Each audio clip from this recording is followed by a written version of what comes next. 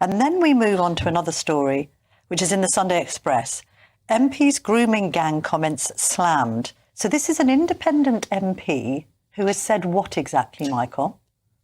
Ayoub Khan is the independent MP for Birmingham Perry Bar. And a seat you once contested, you were telling me in the I contested back in the day. 1983, yes. Fairly unsuccessfully. He has talked about a grooming gang narrative which is being spread in order to sow division.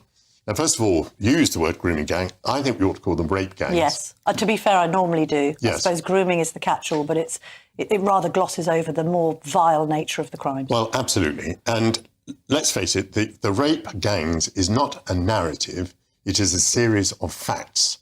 And we don't actually know enough of those facts because although a number of men were convicted of terrible crimes, the government has withdrawn any idea of having an inquiry into how widespread this was, and in particular, what was the institutional and governmental response to these crimes. But Ayoub Khan is saying that the grooming gang narrative is being spread in order to sow division.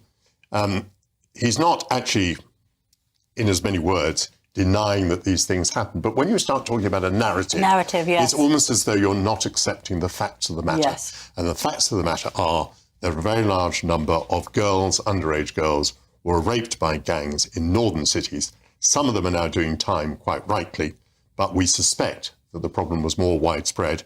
But our suspicions cannot be proved or disproven because the government won't hold an inquiry. Would you have held an inquiry if you had that decision in office? Well, actually, it's maybe rather inconsistent. I think inquiries are generally a waste of time.